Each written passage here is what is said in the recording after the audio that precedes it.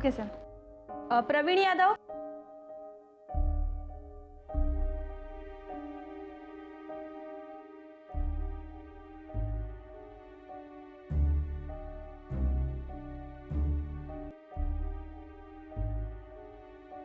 आमचा नंबर कधी येणार आहे काय सांगू शकाल का? हाच प्रश्न अजून किती वेळा विचारणार आहात तुम्ही? तुम्ही बघितलं ना मला इथे येऊन किती वेळ झाला ते? हो, पण तुमच्या आधी आलेली माणसं अजून रांगेत बसली आहेत, पाहताय ना? तुम्ही पण बसा.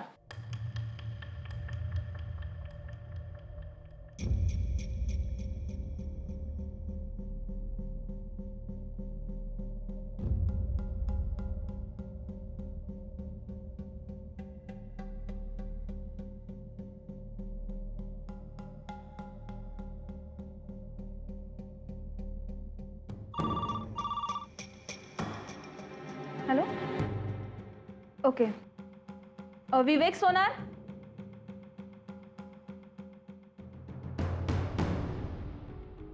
काय प्रॉब्लेम काय तुमचा? हा मुलगा आमच्या नंतर आला होता, त्याला तुम्ही आमच्या आधी कसं आत पाठवलं? हो, पण साहेबांनी त्याला बोलवलं तर आम्ही काय करणार? एक्सक्यूज मी, तुम्ही अजून आम्हाला नीट ओळखलं नाहीये म्हणून तुम्ही असं बोलताय. आम्हाला जेव्हा तुम्ही नीट ओळखाल ना तेव्हा असं बोलायचं धाडस करणार नाही तुम्ही. तुमच्या साहेबांना आत्ताच्या आत्ता बाहेर बोलून आणा. अमृता, काय प्रॉब्लेम आहे? हो, बघा ना, उगाच भांडतोय माझ्याशी. आम्हाला एक कळत नाही, आमच्या नंतर आलेल्या मुलांना आत पाठवतात, आम्हाला इथे बसून जातात, त्याचा अर्थ काय? हे बघा, जेव्हा तुमचा नंबर येईल तेव्हा तुम्हाला आतमध्ये बोलवलं जाईल. तुम्ही नोकरी मागायला आलात ना, मग बसा तिकडे. बरं अमृता, मी जरा जाऊन येतो, बॉसना फोन कर. हां.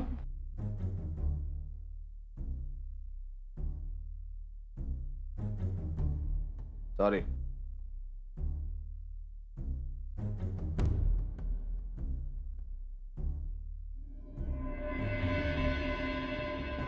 गोदा काकू. गोदा काकू, बघ कोण आलंय. साक्षी, तू कधी आलीस? आज सकाळीच आले काकू. बरं झालं बाई तू आलीस. बस बस ना, बस. बरं झालं बाई आलीस. घे ना, घे, बस. अगं साक्षी, तू नव्हतीस ना तर जीवाला नुसता घोर लागून राहिला होता. थोडा उशीर केला असतास ना तर प्रतीक्षा स्वतः तुला आणायला आली असती. तुम्ही बसा, तुमच्या हातावर ठेवायला लाडू घेऊन येते. हा साक्षी, तू एकटीच परत आलीस? काकू, इथून जाण्यापूर्वी मी तुला जे वचन दिलं होतं ना ते पूर्ण करूनच परत आले. गोदा काकू, तुझा राज परत आलाय. खरंच माझा राज परत आला? खरंच साक्षी? हो काकू, राजने स्वतःला पोलिसांसमोर सरेंडर केलंय. काकू, आता काही दिवसांचाच प्रश्न आहे, त्यानंतर तुझा राज तुझ्याबरोबर कायम राहू शकतो. काकू, तुला हीच आनंदाची बातमी द्यायला इथे आलो. साक्षी, मला ना राजला भेटायचंय, त्याला डोळे भरून पाहायचंय. तू राजला परत आणण्याचं एवढं मोठं काम केलंस तर त्याची माझी भेट घडवून आण ना. एवढंच ना, आपण तिघी त्याला भेटायला जाऊया. अगं बाई, तुमच्यासाठी लाडू आणून देणार होते आणि विसरूनच गेले बघ. आले आले.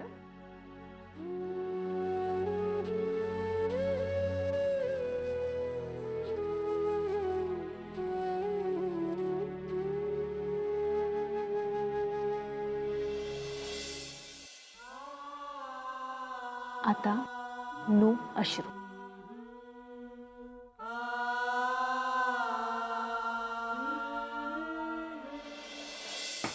कम इन. सर, कन्साइनमेंटचा काही प्रॉब्लेम नाही आहे हो. पेमेंट पण नीट व्यवस्थित होईल. आपण डिस्कस करू ना सगळं आल्यावर. त्यात काय विशेष प्रॉब्लेम आहे? मी तुम्हाला नंतर फोन करतो. सर, तुम्ही इथे? सर बसा ना प्लीज, बसा.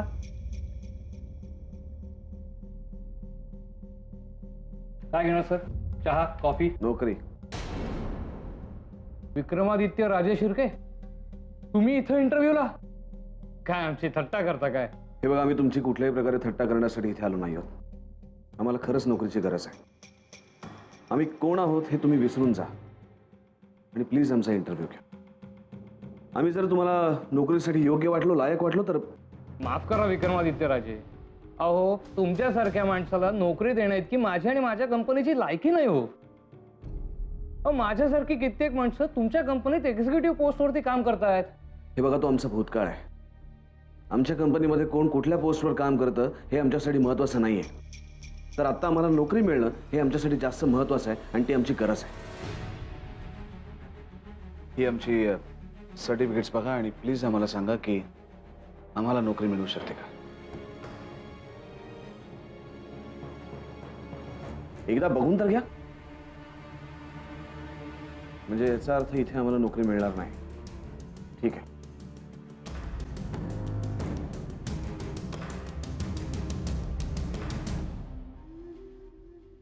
कॉंग्रॅच्युलेशन साक्षी. Thank you sir. बसा बसा काकू.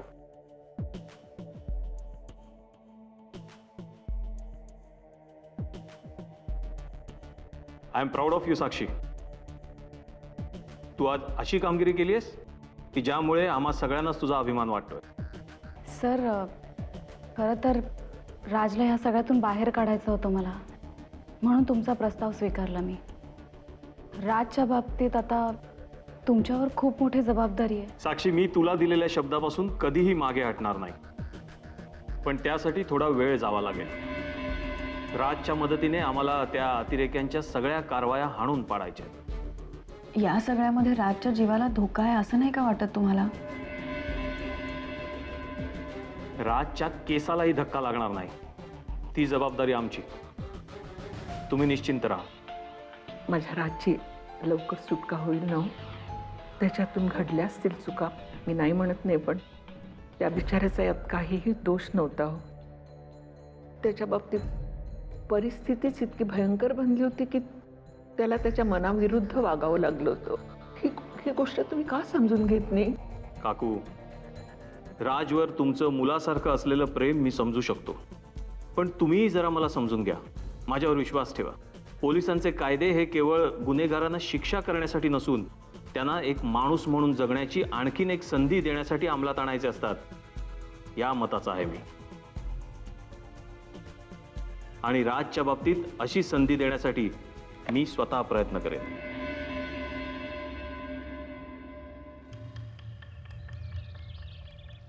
विक्रमादित्य, एक minute sir. Excuse me sir. Vikramaditya राजे शिर्के. आम्ही जे काय ऐकलंय ते खरं आहे का? तुम्ही तुमचं घर, तुमचं नाव या सगळ्याचा त्याग केलात म्हणे. हे सगळं करण्यामागे नेमकं कारण काय? आल्या म्हणजे तुमचे कौटुंबिक कलह की तुमची प्रेम कहाणी? आम्हाला असं वाटतं हा आमचा वैयक्तिक प्रश्न आहे आणि यात तुम्ही लक्ष घालण्याचं काही कारण नाही. आणि बडी आसामी म्हणाल तर आम्ही आता बडी आसामी उरलो नाही आहोत. तुमच्यासारखे एक सर्वसामान्य माणूस म्हणून आम्ही जगतोय. त्यामुळे आमच्या गोष्टींमध्ये इन्व्हॉल्व्ह होण्याची तुमच्यासारख्या लोकांना काहीच गरज नाही. तुम्ही कितीही काही म्हणाला तरी आजही तुम्ही राजे शिर्केच आहात. नाही होता मी राजे शिर्के. सोडून दिले आम्ही ते सगळं. अहो पण मग सगळी सुख तुमच्या समोर हात जोडून उभी असताना हे भिकेचे डोहाळे का? न्यूज पाहिजे तुम्हाला? न्यूज आले ना, जा जाऊन सांगा म्हणून देवयानीवरचं आमचं प्रेम सिद्ध करण्यासाठी आम्ही हे सगळं करतोय. कळलं? निघा इकडनं. चल.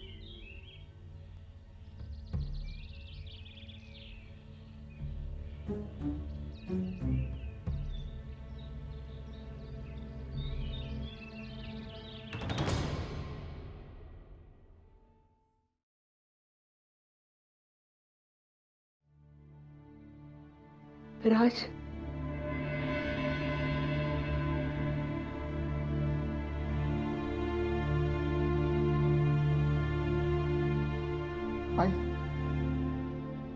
राज,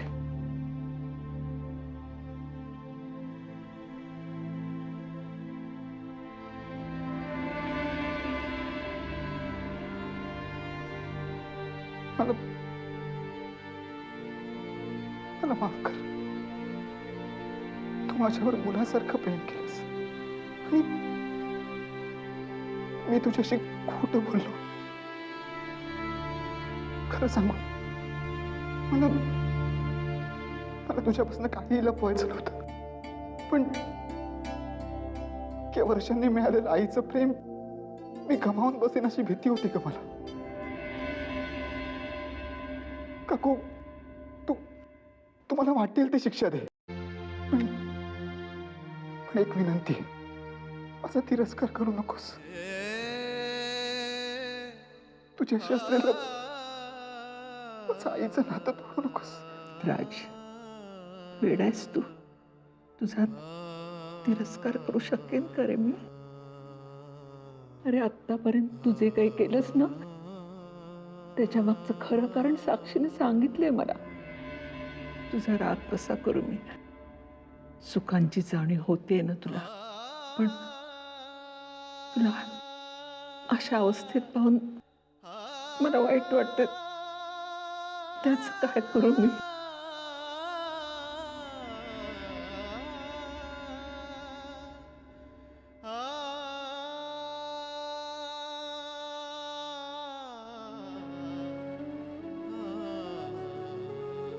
सॉरी देवयानी. हे बघ राज, आता झालं गेलं सगळं विसरून जा. तू आता पोलिसांना नीट कोऑपरेट केलंस ना, तर वागळे सरांनीही प्रॉमिस केलंय की सगळं ठीक होईल. आणि मलाही खात्री आहे करशील ना.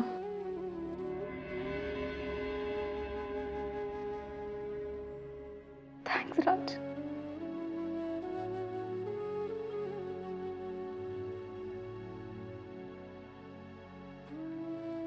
गोदा काकू, चल.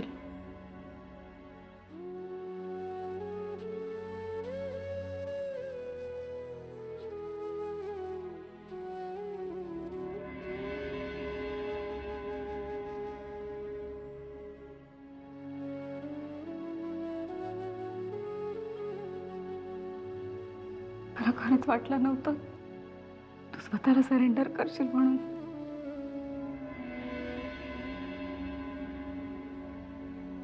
एका क्षणी मला असं वाटलं की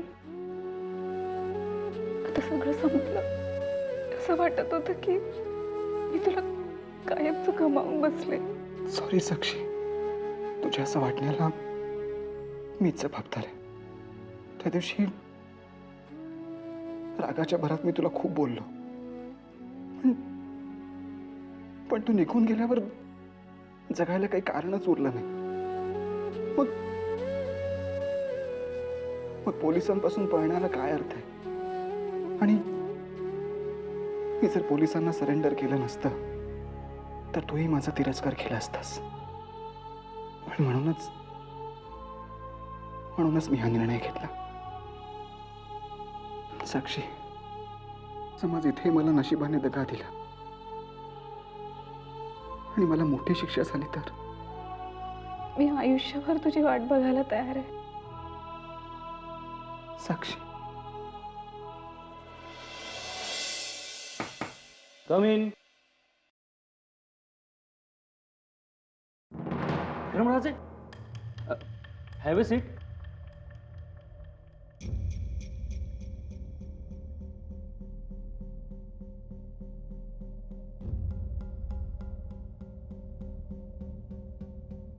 बोला, काय काम होतं?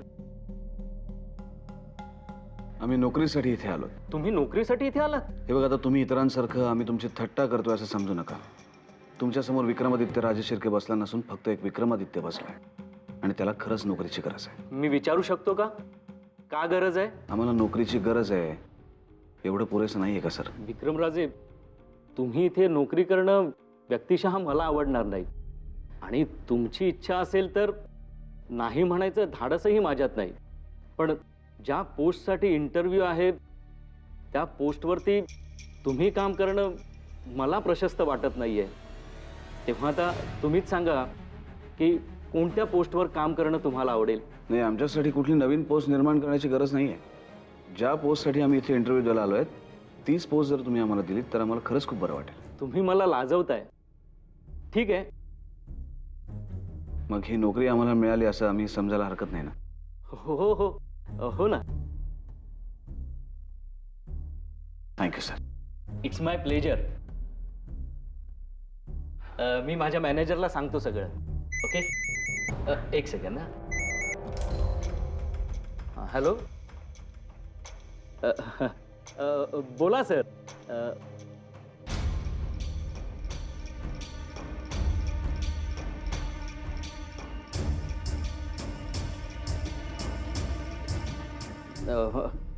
काळजी करू नका. नाही म्हणजे तुम्हाला त्रास होईल असं आम्ही काही करणार नाही. हो राजे. विक्रमराजे, आम्ही तुमची माफी मागतो. नाही, एक फोन आला होता. एक मुलगा आहे, तो तुमच्यापेक्षा जास्ती गरजू आहे. आम्ही तुम्हाला नोकरी नाही देऊ शकत. भैया साहेबांचा फोन आला होता ना. सरळ सांगा ना तुम्ही त्यांना घाबरता म्हणून. नाही, तुम्हाला काय समजायचं ते समजा, पण ही नोकरी आम्ही तुम्हाला नाही देऊ शकत. नाही, आता आम्हाला ती नको आहे. पण आम्ही जरी गरजू असलो तरी तुम्ही लाचार आहात.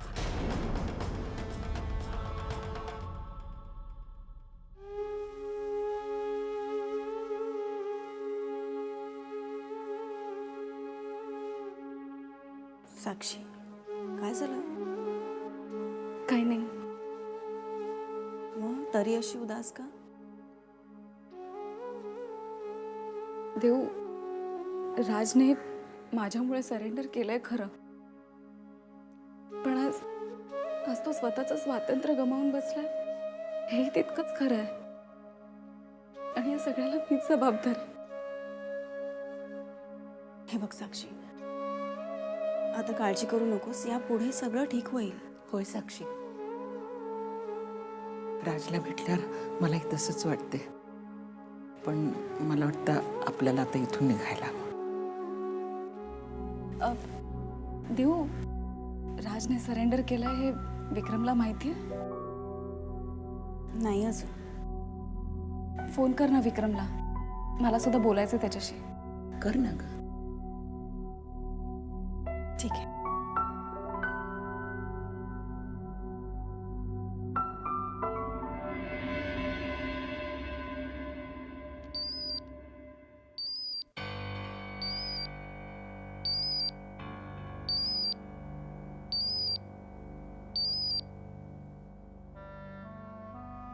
बोल देव्यानी. विक्रम, कुठे आहेस? काय नोकरी शोधत फिरतोय अजून, पण अजूनही आम्हाला नोकरी मिळाली नाही. तू कुठेस?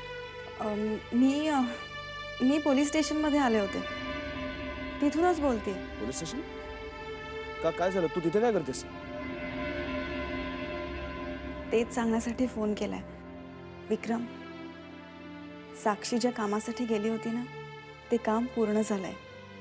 म्हणजे तिचा तो मित्र राज? हो विक्रम, राजने स्वतःला सरेंडर केलंय. आणि एवढंच नाही, तो माफीचा साक्षीदार व्हायलाही तयार झालाय. गोदा काकू आणि साक्षी बरोबर राजला भेटायला आले होते. थांबा, साक्षीलाही तुझ्याशी बोलायचंय. बोल. हॅलो विक्रम. हाय साक्षी, कॉंग्रॅट्स. थँक्स. आम्हाला देवयानीने तुझ्याबद्दल सगळं काही सांगितलंय. विक्रम, ॲक्च्युली मलाही तुला कॉंग्रॅट्स करायचं होतं. देवने मला तुझ्याबद्दल सांगितलंय. आणि विक्रम, माझी खात्री आहे दादूने दिलेल्या सगळ्या अटी तू लवकरच पूर्ण करशील.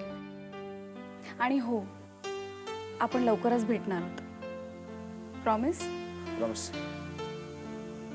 एक मिनिट हा. देवशी देव, आम्ही बाहेर उभे राहतो. चल का. हां, बोल विक्रम. हां. विक्रम, तुझं जेवण झालं? विक्रम, मी तुला काहीतरी विचारलं. झालं झालं, जेवण आमचं झालं. तू काळजी नको करूस. देवयानी, हां बोल ना. तू भेटू शकतेस का आता आम्हाला? बघ, म्हणजे तुला शक्य झालं आणि तू भेटू शकलीस ना, तर खरंच फार बरं होईल.